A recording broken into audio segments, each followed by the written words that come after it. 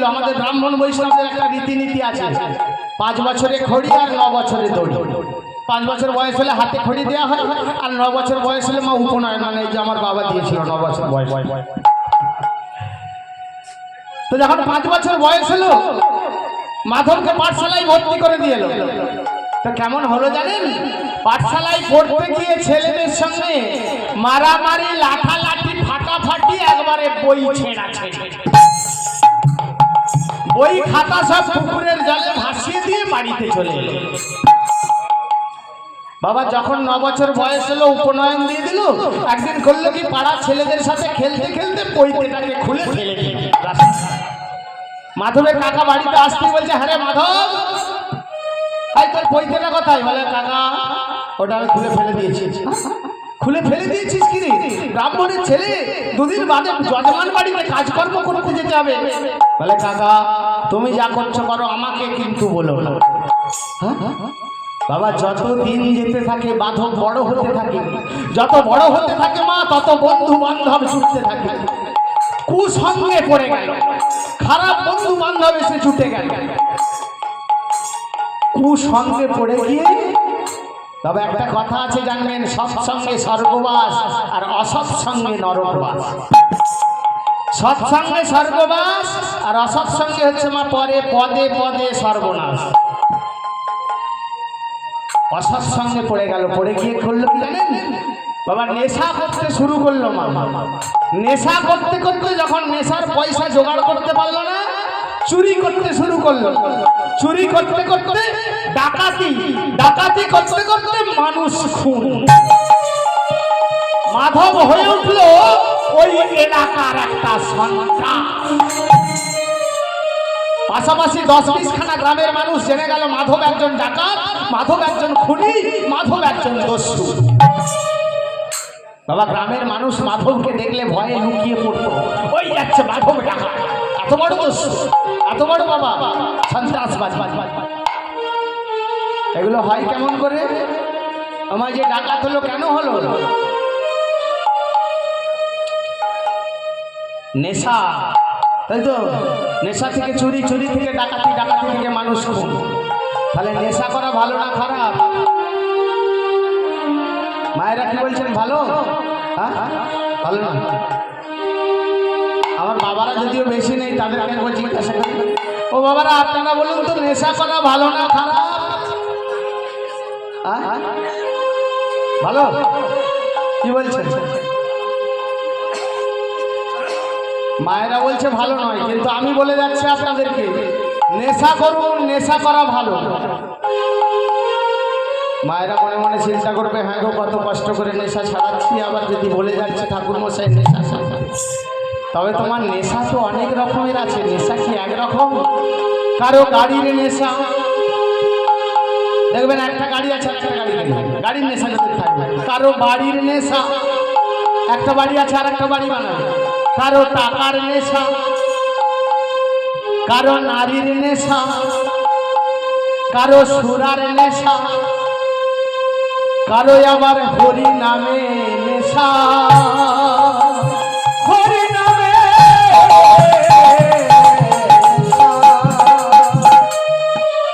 তাই তো বাবা, ফুলচন্দ্রপুরে কি ভক্তের অভাব আছে, মানুষজনের অভাব আছে?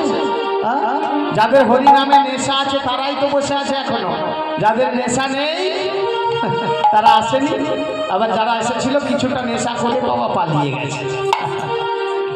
তাই পদকর্তা মহাজন বলছে, তোমরা নেশা করো, হরি নামে নেশা করো, বদে নেশা ছাড়ো ছাড়ো, মনে তো মারে কিসে গতি, নেশা করো ছাড়ো ছাড়ো,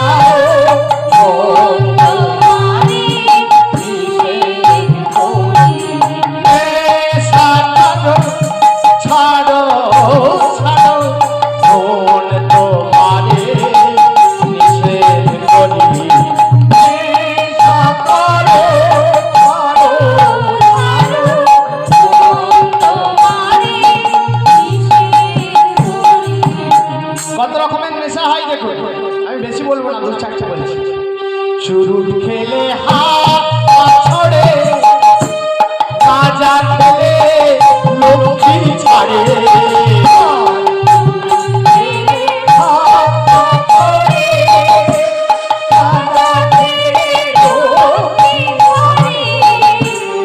যাদের চুরুটের নেশা আছে, এখন আর এই নেশাটা দেখা যায় না। তবে আমার দাদুর মুখে গল্প শুনেছি মা, আগেকার দিনে ওই যারা নায়েব গমস্তা জমিদার ছিলেন না, তাদের ওই চুরুটের নেশা থাকতো বাবা। একটা লম্বা পাইপ ছিল, ওই পাইপেতে চুরুটটা দিয়ে আগুন ধরিয়ে দিত, তারপর বাবা এখানে টানতে থাকতো। যখন ঠিক এইভাবে বলে হাত পা ছুটতো, বলে নাকি তার নেশা হয়ে গেছে। চুরুট খেলে হাত পা ছড়ে, গাঁজা খেলে লক্ষ্মী ছাড়ে।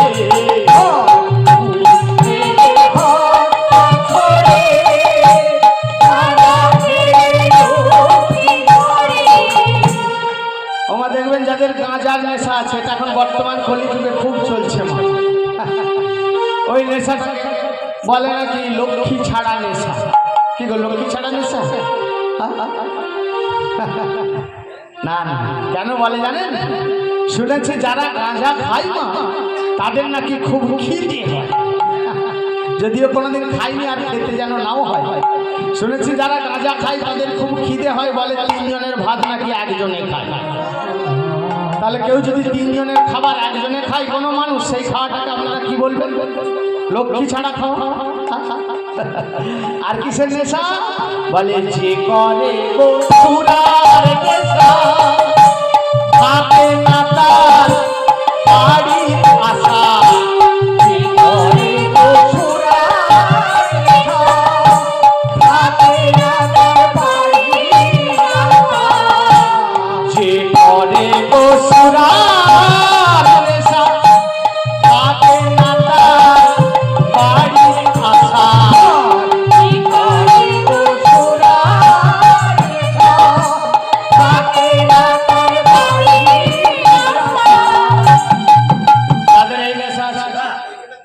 সুরার নেশা, মদের নেশা, কি গো, সে রাত্রেবেলা বাড়ি ফিরবে মা, এমন কিছু গ্যারেন্টি আছে?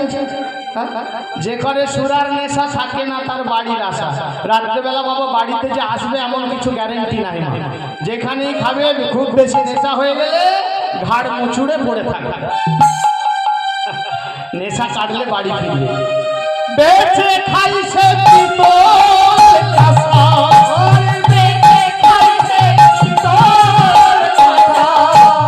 দেখবেন নেশার পয়সা জোগাড় করতে না পারলে ঘরে ঘটি বাটি যা থাকবে পেট কাপড়ে করে নিয়ে গিয়ে যেখানেতে বাবা ওই মদ বিক্রি হচ্ছে সেখানে দিয়ে বলবে এই ঘটিটা রেখে আমাকে 1 গ্লাস দিয়ে। বেঁচে খাইছে পিতলে কাঁসা,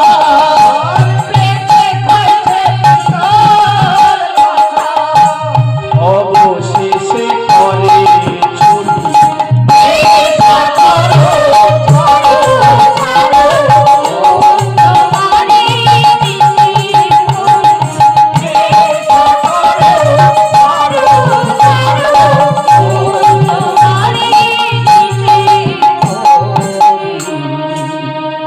সবাই জেনে গেল না মাধব একজন ডাকাত, মাধব একজন খুনি, মাধব একজন দস্যু।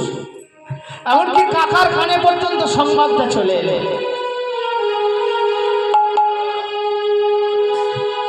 ব্রাহ্মণী বলছে, কি গো শুনেছো? শুনেছো তুমি? মাধবের নামে গ্রামের মানুষ আমাদের কাছে কত কথা বলে যায়। ব্রাহ্মণ বলছে, দেখো শুনেছি মাধব নেশা করে, চুরি করে, ডাকাতি করে, কিন্তু তার প্রমাণ তো আমি পাইনি। ঘরে তো ভালো অবস্থাতেই আছে। ওমা করেছে কি জানেন? সেদিন মাধব একবারে মা গলায় গলায় সুরা পান করেছে, গলায় গলায় একদম কণ্ঠায় কণ্ঠায়। আর দেখবেন মায়েরা একটা জিনিস খেয়াল করে, মাতাল যদি বাবা ঠিক মতো সুরা পান করে, তাকে একটা গোটা রাস্তা চাই, সে এক যাবে সেই রাস্তা। আর মাতাল অশ্ব নানা ভঙ্গি, মাতালের ভঙ্গির শেষ থাকে। মাধব একবারে গলায় গলায় সুরা পান করে আসছে, আর এখানে ব্রাহ্মণ যাবনি দেখেছে, বাড়িতে ঢুকছে। মাধবকে দেখি বলছে, মাধব। মাধব বলছে, কিছু বল। তাহলে আরে তুই মদ খেয়েছিস? তুই চুরি করিস, তুই ডাকাতি করিস, তুই মানুষ খুন করিস। কাকা গ্রামের কোন লোকটা বলেছে একবার দেখিয়ে দেবে, চলো আমি চুরি করে ডাকাতি করি, আজকেই তার শেষ।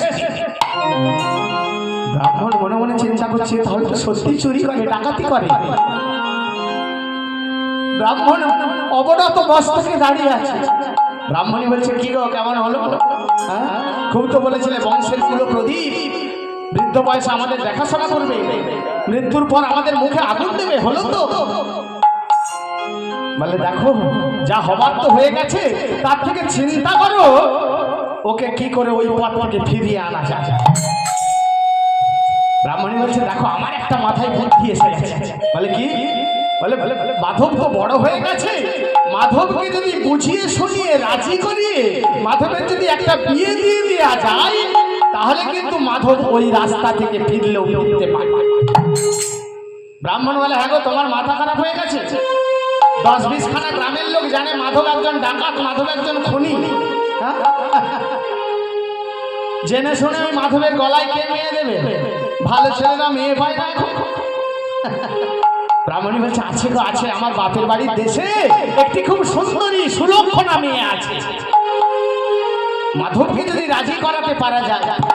ব্রাহ্মণ বলছে দেখো রাজি করাতে পারো কিনা। বাবা একদিন হয়েছে কি, মাধব সেদিন বাবা একটুও সুরাপান করেনি, ভালো অবস্থায় আছে, বাড়ি ভালো অবস্থায় আছে, একটুও সুরাপান করেনি, মা চুরি করতেও যায়নি, বসে আছে বাড়িতে। আর এখানে ব্রাহ্মণী মাধবকে বলছে মাধব কাকিমা কিছু বলবে? বলে হ্যাঁ রে বলছিলাম কি বাবা দেখ আমাদের তো বয়স হয়ে গেছে, আমরা তো ভালো করে কাজকর্ম করতে পারি না, আর তুইও তো বড় হয়ে গেছিস, এবার তাই বলছিলাম কি এবার বাবা তুই একটা বিয়ে কর। আমার কাকিমার কথা শুনে মাধব একবারে হো হো করে হেসে উঠেছে। কাকিমা হ্যাঁ গো আমি নিজেই ভালো করে খেতে পাই, নিজের পেটটার জন্য আমি চুরি করি, ডাকাতি করি, মানুষ খুন করি, গ্রামের সবাই আমাকে বলে মাধব ডাকাত। আজ একজন আছি কাল দুজন হব, কিছুদিন বাদে 3 জন হব, না না আমি বিয়ে থাওয়া করতে পারবো। ব্রাহ্মণী বলছে হ্যাঁ রে বাবা শোন না, আমার বাপের বাড়ির দেশে না একটা খুব সুন্দরী সুলক্ষণা মেয়ে আছে, আর তাছাড়া বিয়ের যৌতুক টৌতুকও কিছু দেবে, বিয়ের যৌতুক হিসেবে কিছু টাকা পয়সা দেবে, কিছু গয়নাগাটি দেবে। ও মায়েরা মাধবের কানে কিন্তু এই কথাটা লেগে গেছে। মাধব বলছে কাকিমা দাঁড়াও দাঁড়াও দাঁড়াও, কি বললে? বিয়ের যৌতুক হিসাবে মেয়ের বাবা আমাকে টাকা পয়সা দেবে? বললে হ্যাঁ দেবে। গয়নাগাটিও দেবে মেয়েকে? বললে হ্যাঁ দেবে। মাধব মনে মনে চিন্তা করছে হ্যাঁ তাহলে বিয়েটা করতে আপত্তি কি আছে? হ্যাঁ বিয়ে করলে শ্বশুরের কাছ থেকে কিছু টাকা পয়সা পাবো, বউকেও কিছু গয়নাগাটি দেবে, তাহলে এখন দিন কত বেশ ভালোভাবে চলবে। তারপর যখন টাকা পয়সা গয়নাগাটি শেষ হবে, একদিন বউটাকে ঘা কাটো কাচ্ছা করে ধরিয়ে দেবো, তাহলে বাপ বাপ বলে আমার ঘর ছেড়ে পালাবে। ও কাকিমা আমি বিয়ে করতে রাজি। মাধব তুই বিয়ে করতে রাজি? বলে হ্যাঁ। কিন্তু ওই টাকা পয়সা দেবে তো? বলে হ্যাঁ দেবে রে বাবা দেবে। গয়নাগাটি? বলে হ্যাঁ গয়নাগাটিও দেবে। বলে ও কাকিমা মেয়ে দেখতে কেমন? বলে ওরে অপূর্ব সুন্দরী, অপরূপ সুন্দরী দেখতে। হ্যাঁ গো মেয়ের কিছু নাম জানা আছে তোমার? বলে হ্যাঁ মেয়ের নাম জানি। এই মাধব এই কাকিমা বলে মেয়ের কি নাম জানিস? মেয়ের নাম হচ্ছে ভক্তি।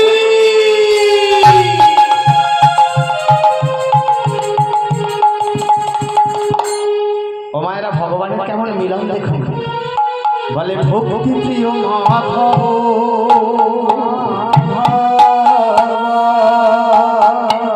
ভক্তি প্রিয় মাধব, ভক্তি প্রিয় মাধব ভগবানের অপর নাম ভক্তি প্রিয় মাধব। আর ভক্তির প্রিয়, প্রিয় কথার অর্থ হচ্ছে মা স্বামী,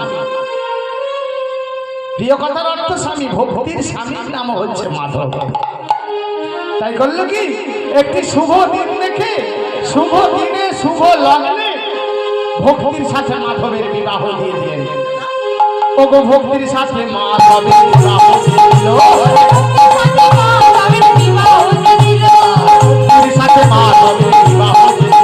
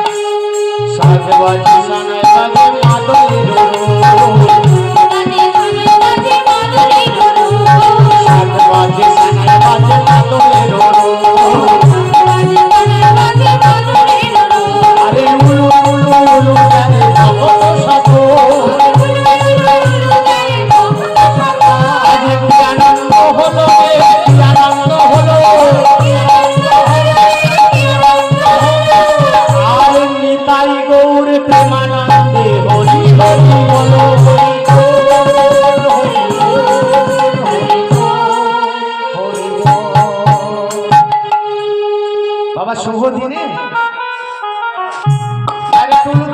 দেখি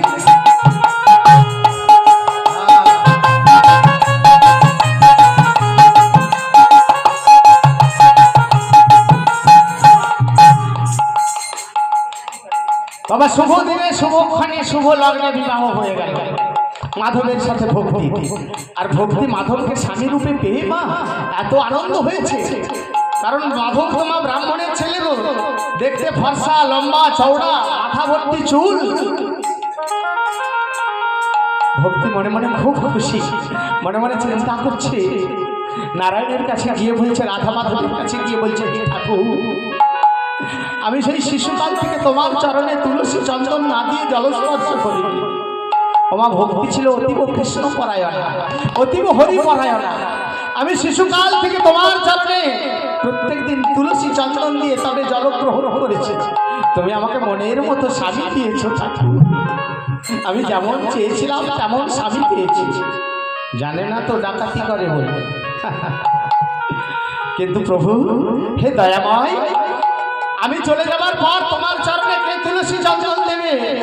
আমার মতো করে কে তোমাকে সেবা দেবে বলো? না না, আমি তোমাকে আমার বাপের বাড়িতে ফেলে রেখে যাব না, আমি তোমাকে সামনে করে নিয়ে যাব আমার স্বামীর ঘরে, আমার শ্বশুর বাড়িতে, আমার স্বামীর ঘরে নিয়ে গিয়ে একটা ছোট্ট জায়গা থেকে আমি তোমাকে প্রতিষ্ঠা করবো হে রাধা মাধব।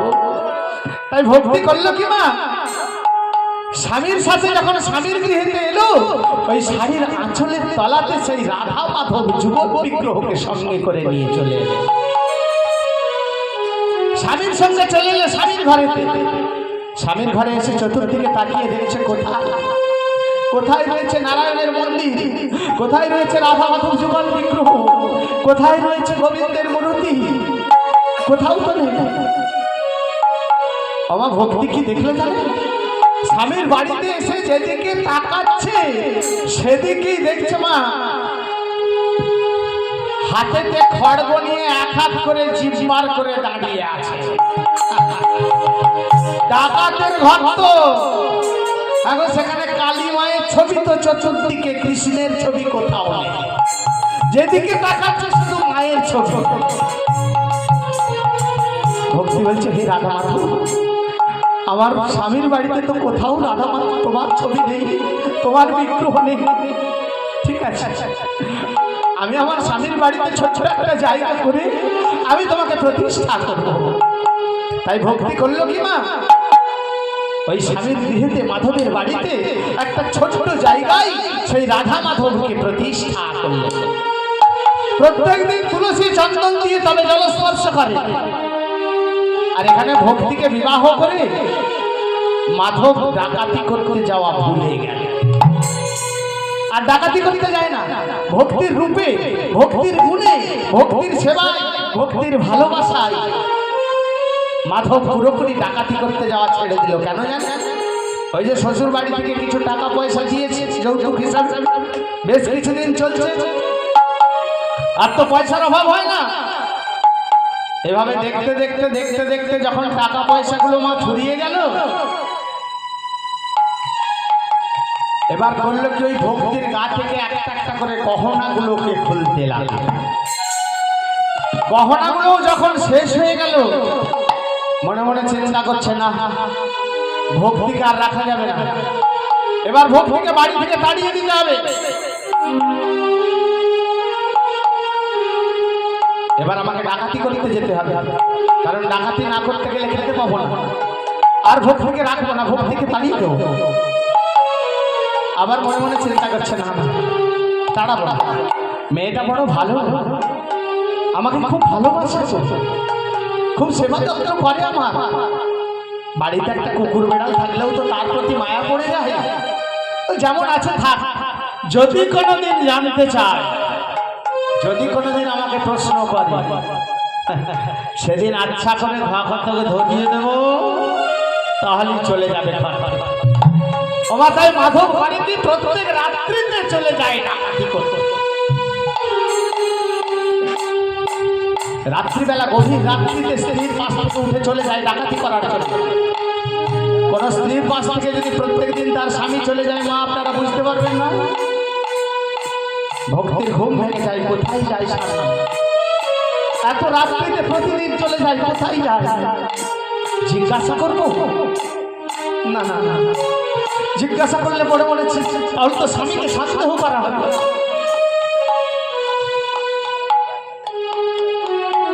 কোথায় যায় চিন্তা করছি, চিন্তা করতে করতে মা আর ওই যে দেয়ালেতে টাঙানো ছিল মায়ের ছবি, যেমনই মায়ের দিকে ভক্তির চোখটা পড়ে গেছে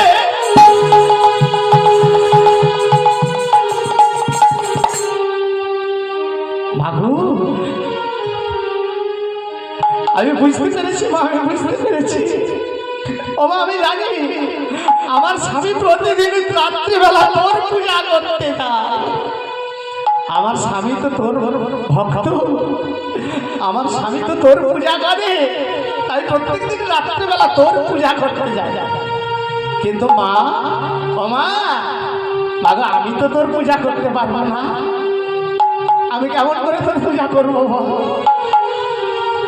আমি সেই ছোটবেলা থেকে যে হাতে তুলসী চন্দন দিয়ে গোবিন্দ চরণে দিয়েছি, সেই হাতে রক্ত জবা নিয়ে আমি তোর চরণে কেমন করে দেব বল? এই হাতে তো আমি রক্ত চন্দন দিয়ে তোর পূজা করতে পারবো না। ও মা আমার স্বামীর দেওয়া মানে তো আমার দেওয়া, আমার স্বামী তোর প্রতিদিন চরণে রক্ত চন্দন দিয়ে পূজা দেয়। আমি তোর চরণে রক্ত চন্দন না দিলেও আমার এই যে আমার অন্তরের যে ভক্তি জমা আছে, আমার অন্তরের ভক্তি জমা আমি তোর চরণে সমর্পণ করে দিলাম মা। তুই গ্রহণ কর, তুই গ্রহণ কর মা, তুই গ্রহণ কর। আমি ভক্তি জমা দিয়ে মাতো পুজি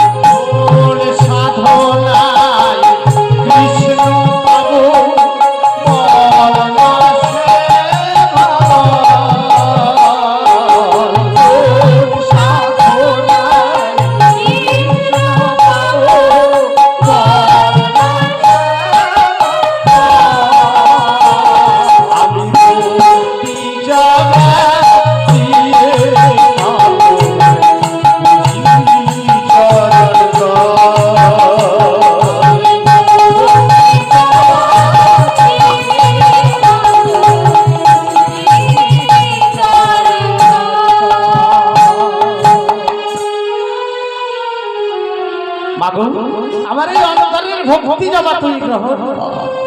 এইভাবে আমার বেশ কিছুদিন কেটে গেল, আর শেষের দিকে চলে এসেছে এইভাবে বেশ কিছুদিন কেটে গেল। একদিন ভক্তি করেছে কি গ্রামের একটা পুকুরেতে স্নান করতে যাচ্ছে। ভক্তিকে দেখে গ্রামের কতগুলো মেয়ে বলছে, এই দিদি দিদি এই দেখতে পাচ্ছিস ওই যাচ্ছে মাধব ডাকাতের বউ।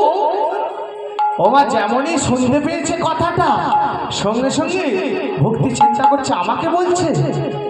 না না আমার স্বামী তো ডাকাতি করতে যায় না, কোথায় যায় তাহলে রাত্রেবেলা?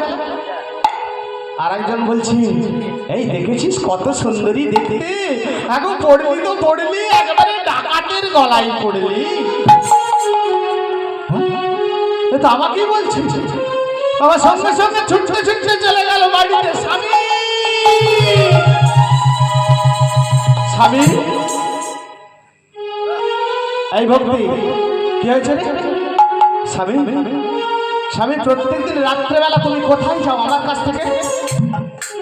ভক্তি কি বললি? আমি প্রতিদিন রাত্রেবেলা কোথায় যাই তোকে বলতে হবে? বলো না তুমি প্রত্যেকদিন রাত্রেবেলা কোথায় চলে যাও? আমি যখন পুকুরে স্নান করতে যাচ্ছিলাম তখন গ্রামের কতগুলো মেয়ে আমাকে দেখে বলছে ওই যাচ্ছে মাধব ডাকাতের বউ। তুমি বলো না স্বামী তুমি ডাকাত নও। মাধব বলছে ভক্তি কোন মেয়েটা বলেছে একবার শুধু দেখিয়ে দিবি চল, আজকেই তার শেষ। এ তো তাহলে সত্যি ডাকাতি করে, সত্যি মানুষ খুন করে, সত্যি ধর্ম ডাকাত। বাবা ছুটতে ছুটতে ছুটতে ছুটতে চলে গেল রাধা মাধবের চরণ তলে। দয়াবহ তুমি আমার সঙ্গে কি ছলনা করলে? আমি সেই শিশুকাল থেকে তোমার চরণে তুলসী চন্দন দিয়ে এলাম, তুমি আমার শেষ পর্যন্ত ডাকাতের সঙ্গে আমার বিবাহ দিলে। এই যখন তোমার ইচ্ছা ছিল তবে তাই হোক, তবে আমিও তোমার চরণ ছুঁয়ে প্রতিজ্ঞা করছি যতদিন না আমার স্বামীকে তুমি ফিরিয়ে এনে দেবে ততদিন আমি তোমার চরণ ছাড়া হব না। আমার স্বামীকে ওই পথ থেকে তোমাকে ফিরিয়ে আনতে হবে। আমি যদি তোমার অন্তর থেকে পূজা করে থাকি, আমি যদি তোমাকে ভালোবেসে থাকি, ভক্তি করে থাকি, তুমি আমাকে আমার স্বামীকে ওই পথ থেকে তুমি ফিরিয়ে দাও। প্রতিদিন কাঁদে রাধা মাধবের চরণ। আর এখানে কি হলো জানেন? সেই যে রাজবাড়ির কথা বলছিলাম, সেই রাজবাড়িতে বাবা যখন একদিন রানীমা এসে কুলগুরু বশিষ্ঠকে বললেন গুরুদেব আমার স্বামী সেই যে শিকার করতে গেল এখনো তো ফিরে এলো না, আর সেই যে ব্রাহ্মণ মৃগ মাংস সেবা করবে বলে এসেছিল তাকেও তো দেখতে পাচ্ছি না, সেও তো চলে গেছে। কুলগুরু বশিষ্ঠ বলল মা দাঁড়াও আমি যোগ বলে দেখছি তোমার স্বামী কোথায় আছে। বাবা যোগ বলে দেখলেন মহারাজ রুক্কাঙ্গদ জঙ্গলের মধ্যে মায়ার কাছে আটক হয়ে আছে। মা তোমার স্বামী মায়ার কাছে আটক হয়ে আছে, বন্দী হয়ে আছে। পূর্বের কথা সে সব ভুলে গেছে, তোমার কথা, পুত্রের কথা, রাজ্যের কথা। গুরুদেব আমার স্বামী কি তাহলে কোনোদিন ফিরে আসবে না? আমার স্বামীর কি কোনো কথা মনে পড়বে না? বলবে পড়বে, ফিরেও আসবে। তুমি সতী শাস্ত্রী রমণী, তুমি যেমনই গিয়ে তোমার স্বামীকে স্পর্শ করবে তোমার স্বামীর পূর্বের কথা সব মনে পড়ে যাবে। কিন্তু মাগো তুমি তো একা যেতে পারবে না, আমাকে সঙ্গে নিয়ে যেতে হবে। আর আমি যদি এই আসনটা থেকে উঠি স্বর্গের দেবতারা এই হরিনাম যজ্ঞটাকে পণ্ড করে দেবে। তাই তুমি এক কাজ করো, তুমি একজন সাত্বিক বিশ্বস্তা আহ্নিক করা ব্রাহ্মণকে নিয়ে এসে আমার এই জায়গাটায় বসা, আমার এই আসনটাতে বসিয়ে তার হাতে একখানা ভাগবত গ্রন্থ দাও। সে বসে বসে ভাগবত পাঠ করুক আর আমি তোমাকে নিয়ে যাব তোমার স্বামীকে ফিরিয়ে আনতে। তাই রানীমা বলল কি একজন ব্রাহ্মণকে নিয়ে এসে কুলগুরুর আসনে বসিয়ে বাবা তার হাতে একখানা ভাগবত গ্রন্থ দিয়ে বললেন বাবা তুমি এটা বসে বসে পাঠ করো। আর এখানে কুলগুরু বশিষ্ঠ বাবা যেমনই রানীমাকে নিয়ে জঙ্গলে গেলেন, রানীমা গিয়ে যেমনই মহারাজকে স্পর্শ করলো মহারাজ আমার পূর্বের কথা সব মনে পড়ে গেল, আমার বাড়িতে ফিরে এলো।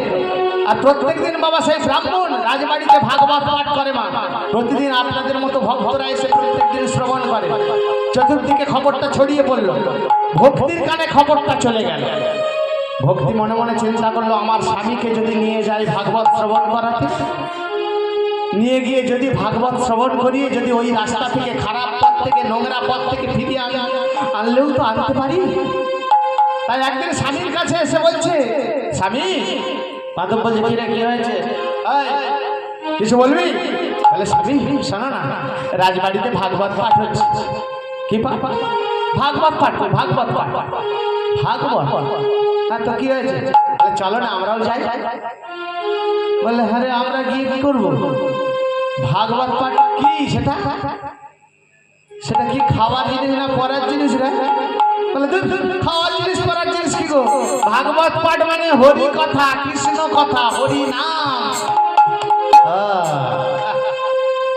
হরি কথা, কৃষ্ণ কথা। খেলে পেট, শুনলে পেট ভরবে, খেতে পাবি। যেতে হয় তুই যা। এই যে আপনারা কীর্তন শুনতে এসেছেন বাবা, সবাই মায়েরা এসেছে তো বাবাদেরকে যদি বলে চলো না তাহলে কীর্তন শুনে আসি, বলে যেতে হয় তুই যা, আমি ঘর পাহারা দিচ্ছি। বলে যেতে হয় তুই যা, আমি যাবো না। বলে চলো না স্বামী একটা, বলে এই ডাকাতি করতে না গেলে খাবি কি কাল?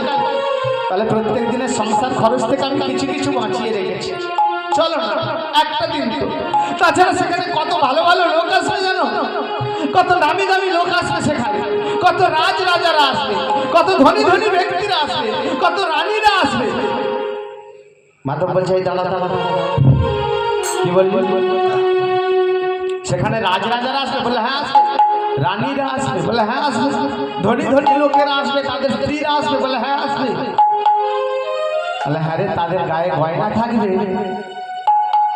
ভক্তি বলে হ্যাঁ গো, তারা কত ধনী ধনী লোকেদের স্ত্রী, তাদের গায়ে গহনা থাকবে না? মাধব মনে মনে চিন্তা করছে, হ্যাঁ তাহলে হেতা হোতা ঘুরে মরি কেন? ভক্তির সঙ্গে যাব, ভাগবত শোনার নাম করে মুখে গামছাটা বেঁধে তারপরে গিয়ে অন্ধকারে ঘাপটি মেরে বসে থাকবো। যেই অর্ধেকটা ভাগবত পাঠ হবে, যে ভাগবত পাঠ করছে তার মাথায় গিয়ে একটা পিছন থেকে ঠেঙিয়ে দেবো জোরে, তাহলে সবাই এক জায়গায় জড়ো হয়ে যাবে, যার যা পাবো হাতে কানে গলায় নিয়ে ছুটে পড়বো। এই ভক্তি, আমি ভাগবত শুনতে যাব। তুমি যাবে স্বামী? বলে হ্যাঁ যাবো। ভক্তি সঙ্গে সঙ্গে রাধা মাধবের কাছে এসে বলছে, প্রভু তুমি দয়াময়, তুমি করুণা করেছো, আমার স্বামীর মনে সুমতি দিয়েছো প্রভু, আমার স্বামী ভাগবত শ্রবণ করতে যাবে বলেছে। ভক্তির মনে আনন্দের শেষ নেই বাবা। তাড়াতাড়ি করে সারাদিনের কাজকর্মগুলোকে গুছিয়ে দিয়ে ঠিক সন্ধ্যা হতে চলেছে, সবাই যাচ্ছে ভাগবত শ্রবণ করতে। স্বামীর কাছে এসে বলছে, ও স্বামী। বলে কি রে? বলে এই ভাগবত শ্রবণ করতে যাবে, চলো।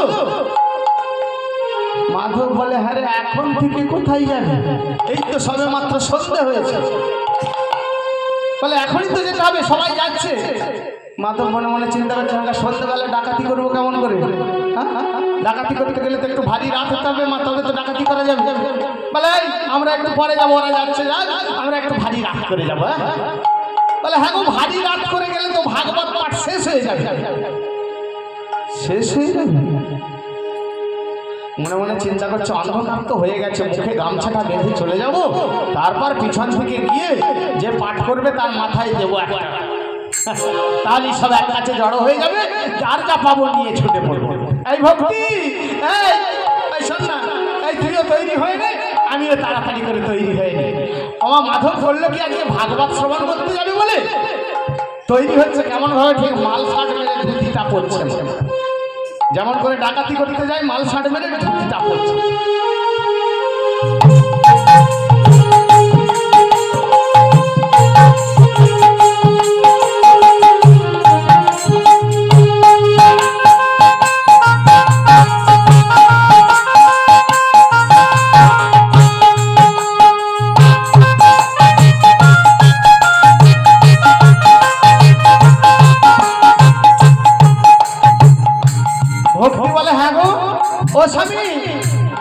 তুমি ভাগবত শুনতে যাবে, এরকম করে ধুতি বলছো কেন? মাল শার্ট মেরে মেরে মেরে তুমি কি ডাকাতি করতে যাচ্ছ নাকি? মাধব মনে মনে চিন্তা করছে, ডাকাতি তো করতে যাচ্ছি। আমার সঙ্গে সঙ্গে কথাটা ঘুরিয়ে দিয়েছে, দিয়ে বলছো রে তুই মেয়ে মানুষ, বুঝতে পারবি না, রাত্রিবেলা যাবো কোথায়, হোঁচট ফুচট খেয়ে পড়ে যাবো, তার থেকে এরকম করে এই মাল শার্ট মেরে পড়ে গেলে আর এই হোঁচট খেয়ে পড়ার ভয় থাকবে না, বুঝলি? এই ভক্তি, এই শোন না, আমি সেই যে পাগটা, কালো পাগটা মাথায় বেঁধে যাই না ডাকাতি করতে, আবার মাথায় পাগটা নিয়ে এসে দেবে। হ্যাঁ তুমি মাথায় কালো পাগ বেঁধে ডাকাতি করতে যাচ্ছ নাকি? বলে না রে, তুই বুঝতে পারবি না। মনে মনে চিন্তা করছে, পাগটা না থাকলে তোর মুখটাই ঢাকা দিব কেমন করে, সবাই তো চিনে ফেলবে।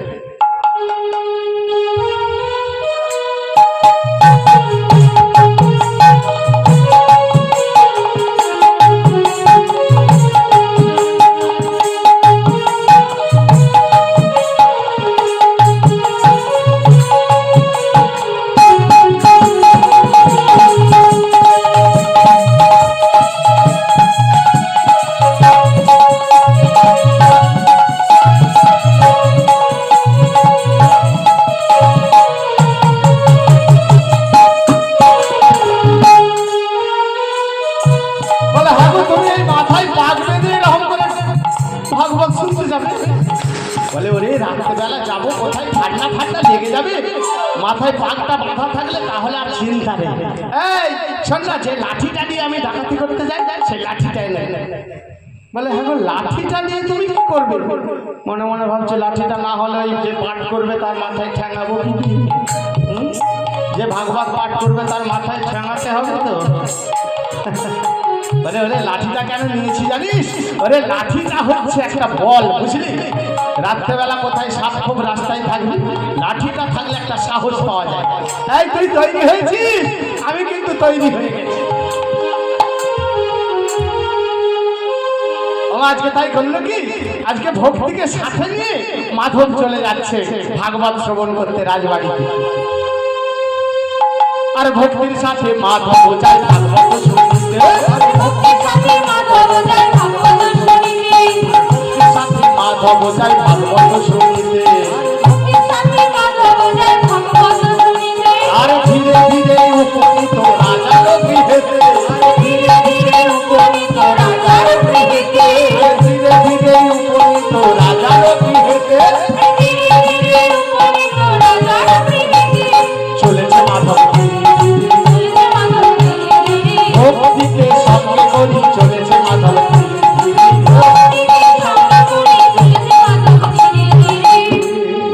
আমার আজকে কাকে সঙ্গে নিয়ে যাচ্ছিল? কার সঙ্গে যাচ্ছে ভাগবত শুনতে? ভক্তিকে সঙ্গে করে।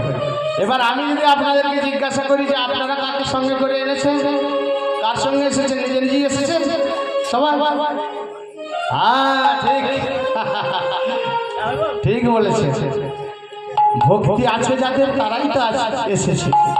গোবিন্দের প্রতি, আমার গৌর গোবিন্দের প্রতি, হরি নামের প্রতি যাদের ভক্তি আছে তারাই বাবা এখন বসে আছে। আপনারাও কিন্তু ভক্তিকে সঙ্গে নিয়ে এসেছেন। এবার যেখানে মা ভাগবত পাঠ হচ্ছে, একদিকে আপনাদের মতো বাবা মেয়েদের বসার জায়গা করে দিয়েছে, একদিকে ছেলেদের বসার জায়গা করেছে রাজবাড়িতে। তো মাধব করেছে কি, ভক্তি যেখানে যেখানে যাচ্ছে ভক্তির সাথে সাথে পিছনে পিছনে চলেছে। একজন রাজ কর্মচারী ধরেছে হাতটা, ওইদিকে কোথায় যাচ্ছে? যাও যাও ওইদিকে, ওইদিকে। মাধব বলছে এই ভক্তি, এই বলে কি স্বামী? বলে এই আমাকে তোর সঙ্গে যেতে দিচ্ছে না, দেখ না। ভক্তি বলছে স্বামী এদিকে তো মেয়েরা বসে আছে, ঠিক আছে তুমি ওই দিকটাই গিয়ে বসা, যখন ভাগবত শেষ হয়ে যাবে আমি তোমাকে ডেকে নিয়ে যাবো। বলে এইদিকে? হ্যাঁ গো এদিকে তো কিছুই নাই, যা আছে সব এই দিকটাই আছে। কারো কারো হাতে, কারো কানে, কারো গলায় যা আছে সব এই দিকে আছে। ঠিক আছে বসতে হয় বসছি, তারপর যেই অর্ধেকটা হবে আস্তে আস্তে পিছন দিকে গিয়ে ওই যে পাঠক ঠাকুর ভাগবত পাঠ করছে ওর মাথায় জোরে একটা, তাহলেই তো সবাই এক জায়গায় জড়ো হয়ে যাবে। তো মাধব মা করেছে কি, তাড়াতাড়ি করে গিয়ে সে যেখানে ছেলেরা বসে আছে সেখানে বসেছে। এই যে আপনারা কীর্তন শুনছেন এখানে কেমন ভাবে বসেছেন মা? কেমন ভাবে বসেছে? কেউ এইভাবে বসেছে,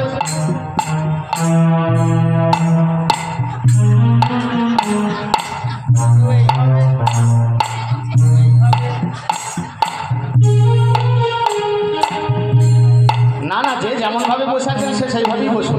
কোন দিকে ভগবান নেই তো সব দিকে আছে। আমি শুধু যা দৃষ্টান্ত দেয়া দেয়া।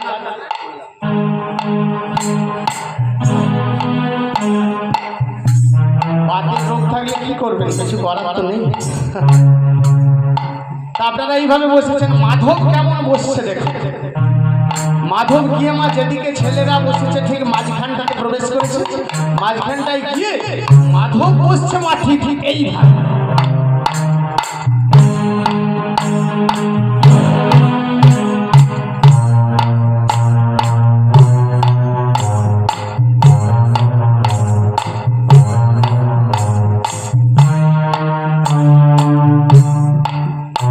মাঝে মাঝে উঠে দাঁড়িয়ে পড়ছে, পিছন থেকে বলছে এই ভাই বসো বসো। দেখছে কার কানে কতটা আছে, কার হাতে কতটা আছে, কার গলায় কতটা আছে। আর এখানে যিনি পাঠক ঠাকুর বা ভাগবত পাঠ করছেন তিনি বলছেন আপনাদের মতো ভক্তরা এসে বসেছে। পাঠক ঠাকুর বলছেন, ভক্তগণ আপনারা এসেছেন আজকে ভাগবত শ্রবণ করতে। কলিযুগে হরি নামই হচ্ছে শ্রেষ্ঠ, কলিযুগে হরি নাম ছাড়া গতি নাই। তাই আপনাদের সবাইকে বলি, আরে নাম করো নাম করো নাম করো নাম করো নাম করো নাম করো আরে কলিযুগে নাম ছাড়া গতি নাই। আরে কলিযুগে নাম ছাড়া গতি নাই। ভক্তগণ কলিযুগে হরি নামই হচ্ছে শ্রেষ্ঠ। তো আপনারা আজকে ভাগবত পাঠ শ্রবণ করতে এসেছেন, আপনারা ধৈর্য ধরে বসুন। বাবা যিনি ভাগবত পাঠ করছেন তিনি বলছেন, আমি আপনাদের কাছে ভাগবত শ্রবণ করাবো। ভাগবতের কোন অংশ কোন অধ্যায়? না, ভাগবতের প্রথম অধ্যায় ভগবান কৃষ্ণের বাল্য লীলা, গোচারণ লীলা। আপনারা ধৈর্য ধরে বসুন, আমি পাঠ করছি। পাঠক ঠাকুর ভাগবত গ্রন্থখানা খুলে মা পাঠ করছি। ভক্তগণ বৃন্দাবনে বৃন্দাবনে মা যশোদার নয়নের মণি 8 বছরের ছোট ছেলে কৃষ্ণ প্রভাতকালে উঠে মা যশোমতী তার আদরের গোপালকে, আদরের কৃষ্ণকে ধেনুচারণ করতে যাবে বলে ক্ষীর সর নবনী ছানা মাখন খাইয়ে দিয়ে মা সাজিয়ে দিচ্ছে ধেনুচারণ করতে যাবে বলে। আজ মা যশোমতী করেছে কি, তার 8 বছরের ছোট ছেলে কৃষ্ণকে 80 ভরি সোনার গহনা পরিয়ে বনে পাঠাচ্ছে।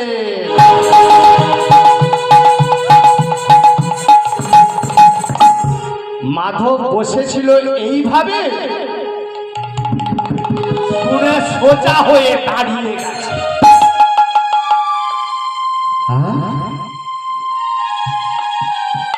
বলে কি রে, 8 বছরের ছেলে একটা চড়িয়ে দিলে মরে যাবে গো। 80 ভরি সোনার গহনা। এখন তাহলে এইখানে ডাকাতিটা করে কি হবে? কারো কানে 4 আনা, হাতে 8 আনা, গলায় 1 ভরি। সেখানে যাব, ছেলেটাকে খুঁজে বার করব, তারপর 8 বছরের ছেলে একটা চড়িয়ে দেব, তাহলে অজ্ঞান হয়ে যাবে। 80 ভরি সোনার গহনা। ভক্তি ভাগ্যিস এনেছিলি ভাগবত শুনতে, নাহলে তো খবরটা জানতেই পারতাম না।